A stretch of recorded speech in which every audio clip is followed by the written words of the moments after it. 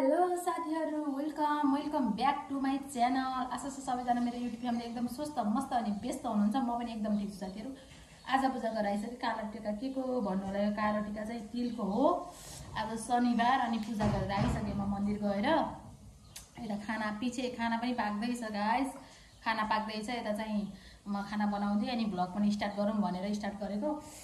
अनि साथीहरु के हुँदैछ तपाईहरुकोतिर? हाम्रोतिर भत्तै गर्मी भन्नुहुन्छ भने भत्तै अचल मेरो के भइरहेछ, भ्लग पनि कन्टिन्यू भइरहेको छैन। अनि यता गर्मी पनि एकदम भतक्कै गर्मी बढेर लत्राक्कै पार्न लाग्छ साथी हो। अझ दिउँसो चाहिँ कतै जाम्ला भन्न पर्दैन बाहिरतिर के, मतलब भित्र अरू कामले यताउता त भइहाल्छ, बाहिरतिर हिँडम्ला भन्न पर्दैन अब दिउँसोमा।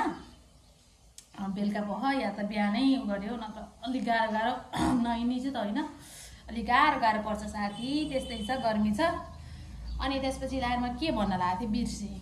सधैँ यस्तै बिर्सिएर के भन्छु अनि पक्कै बिर्सिएर यस्तै हुन्छ गाइस। बिहानै के मैले के सम्झिन्छु होइन। अनि आज चाहिँ यस्तो पूजा गरेर आएपछि अहिले यस्तो आँप र नुन खुर्सानी खान मन लाग्छ साथी हो। नुन खुर्सानीमा त्यो काँचो आँप ट्याप्प डोबेर त्यसलाई तासेर tap डोबेर Pappu, oh my God यस्तो क्रेभिङ भइरहेछ मलाई आँपको। फेरि आँप किन खान मन लाग्यो नभन्नु नि। त्यस्तो के चिन्ने जान्ने नजिकलाई थाहा छ, मेरो सङ्गत गरेकाहरूले मैले अमिलो पिरो कति खान्छु भनेर। मलाई गुलियो चिज चाहिँ साथी हो खाँदै नखाने चाहिँ होइन, तर गुलियो चिज मलाई मनै पर्दैन कि केही पनि मन पर्दैन।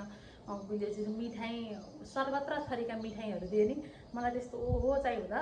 खाना त खान्छु तर त्यस्तो ओहो चाहिँ हुन्न, मिठाईमा त्यति इन्ट्रेस्ट लाग्दैन। तर त्यो अमिलो पिरो त म त तिनी इम्लीहरू अनि त्यसरी यो सिजनमा काँचो आँपहरू अचारहरू म त कति खाने सधैँ त्यस्तै कि म सानैबाट गुलियोमा त्यति ध्यान नजाने तर अमिलो पिरोमा चाहिँ एकदम ध्यान गर्ने। अनि आज पनि कस्तो अघि नैबाट सम्झिरहेको थिएँ, अझै नै हिजैबाट काँचो आँप एकदम सम्झिरहेको थिएँ।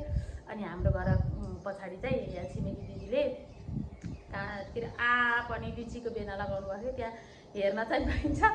अनि त्यसपछि दिदीले मेरो भ्लग हेर्नुहुन्छ किनकि थाहा भएन। अनि त्यहाँ लिची चाहिँ टक्क पाक्न लागेको रहेछ। लिचीको चाहिँ त्यति मन खान त खान्छु, लिची त्यति मन चाहिँ पर्दैन। तर काँचो आँप पनि पाकेको नि खान्छु खाना, तर त्यस्तो काँचो जस्तो मिठो चाहिँ लाग्दैन मलाई।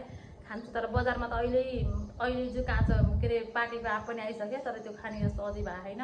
यस्तो यो औषधिहरू नलागेर त बल्ल यत्रो हुँदैछ। काँचो ठिक्क खाने बेलाको भएको छ। अब बजारमा त लिची पनि आइसक्यो, आँप पनि आइसक्यो, सबै आइसक्यो पहिल्यै जो तिनी औषधिवाला। अझै समय खाना हुन्न। हामीले चाहिँ नल्याउने आँपहरू नल्याउने, किनभने एकदम छिटो गर्मी हुने अलिकति गर्छ कि त्यो सबै औषधि हो नि त, औषधिले। अनि काँचो आँप चाहिँ ल्याउनु भयो। आज एकदम खान मन लागेको छ काँचो आँप। अब दिउँसो त खोइ जान्छु कि जान्न बजार थाहा छैन, बजारमा पाउँछ आएको छ। अब दिउँसो गयो भने दिउँसै ल्याएर खाना होला, नत्र भोलिसम्म बेलुकासम्म ल्याउनु पर्ला। एकदम खान मन लागिरहेछ गाइस मलाई। ल है त के हुन्छ हेर्दै जानु होला। बल्ल 9 बजेको छ कि, तर म चाहिँ खानासाना बनाएर सकिसके साथी। तर बिहान ठ्याक्कै 3 बजे उठेको नि त हामी। म चाहिँ 3 बजे उठेको पूजा गर्न जानुलाई चाचाडे। अनि त्यही भएर खुट्टा गलेर त्यो खाली खुट्टा हिँड्दा लत्राक लुत्रुक भयो। अनि यसो सोफामा पल्टेको।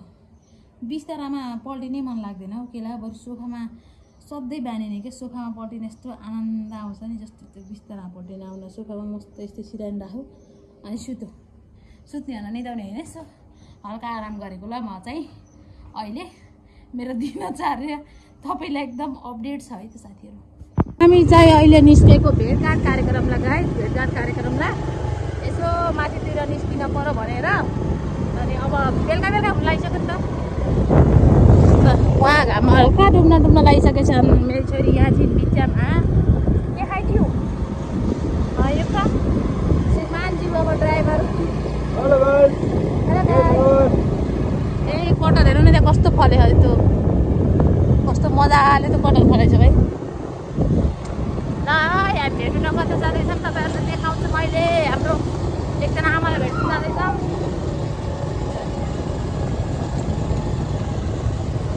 फुल्की बसा त फुल्की हो। मलाई आज पेट दुखेछ, फुल्की खानु हुन्न, त्यही मैले आज शनिबार खान्न।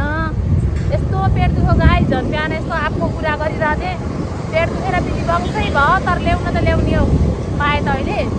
बजार गइनँ म, सकिनँ बजार जानलाई। मलाई एकदम खोइ के भयो, खानामा गडबडी भयो कि के भयो, पेट दुख्यो मलाई। पेटको शीतल आनन्द आयो त हौ। हरियाली देख्दा नि मन शान्त हुन्छ बाटो बाटोको हरियाली हेर्दै भने जानु पर्यो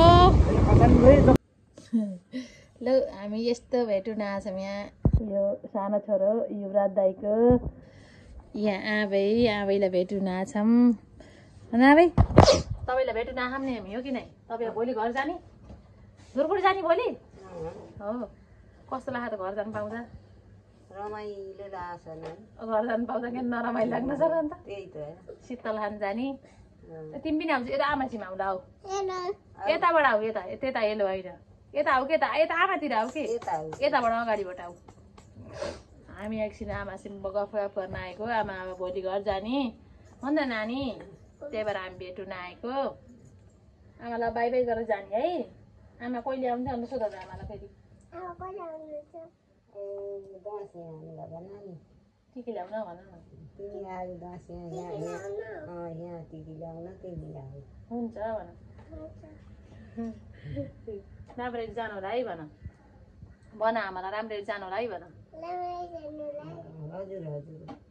कसको पनिसको त तिमीले त्यही लिएर पन्यो कि छोराले यहाँ बायोलोजी हेर्दैछ बायोलोजी होइन र त्यही पढ्ने हो ल गाइज हामी एकछिन यहाँ बसेर अब घरतिर निस्किन्छौँ है त मेरो भ्लग हेरिथ्यौ तिमीले हेरिथ्यौ 1 नेट छ र कि डाटाबाट डाटाबाट मेरो भ्लग हेरेछ कान्छाले ल धन्यवाद नाक्सी ल हामी निस्किसक्यौँ आज शनिबार भएर होला भित्री बाटो कति खाली छ त्यहाँ हेर्नु न नत्र यहाँ यस्तो क्यु लाग्थ्यो गाडीको आज शनिबार भएर सबै मेडिकलहरू बन्द छ नि त प्राय अनि त्यही भएर खाली छ आनन्दले हावा खाँदै आएर हामी हिँडिरहेको छौँ हजुर यो के हो सो गाइस हामी चाहिँ घर आइसक्यो घर आएर ए कस्तो थके लाग्यो भने त्यत्तिकै अनि त्यो मलाई मेरो फेरि टाउको दुखेर आज के भएको आँप खानु भनेको आँप त ल्याउँदै ल्याइएन नि टाउको दुखेर मलाई पानी आएको छ यस्तो हावा लाएर पानी आयो अँध्यारो अर्कै अँध्यारो भएको छ कि अँध्यारो त अँध्यारो हुने बेला हो तर यस्तो अँध्यारो नै भएको छ यत्तिकै टाइम नभइकन अनि त्यसपछि पानी पनि हल्का हल्का पानी त आयो तर पानीभन्दा हावा बढी आएर पानी चाहिँ आउन सकेन यस्तै छ मौसम आनन्द शीतल भयो कि कस्तो गुमुक्क परिरहेको थियो नि त हेर्नु बाहिर कस्तो छ भन्दा चिरबिल हेर्नु अझ यतिको उज्यालो देखिरहेको छ यहाँ त अँध्यारो भएको छ पुरा पानी पर्नला पानी एकचोटि त परिसक्यो तर अझै पर्ला जस्तो भएको छ साथीहरू यस्तै हो ल छोटो मिठो भ्लग यति गरौँ आजलाई अनि चाहिँ के भन्नलाई थिएँ के हो बिर्सी भई ल आजलाई यहीँ भ्लग हिँड्नु गर्न चाहन्छु यति चाहिँ हेरेर साथ दिनुभएकोमा धेरै धेरै धन्यवाद don't forget to like comment share and subscribe guys भन्नलाई चाहिँ त भ्लग इन्ड गरिरहेको थिएँ क्या साथीहरू न कत्रो पानी आयो अनि देखाउनै पर्यो पानी आएको त झन् ल दगुरेको एउटा अङ्कल दर पानी परिरहेको छ ल सुन्नुभयो नि साउन्ड सुन्नुभयो होला नसुन्यो नि पानी त देखेछ कि देखेछ नि साउन्ड चाहिँ मजाको आइरहेछ नि होइन मस्तले पानी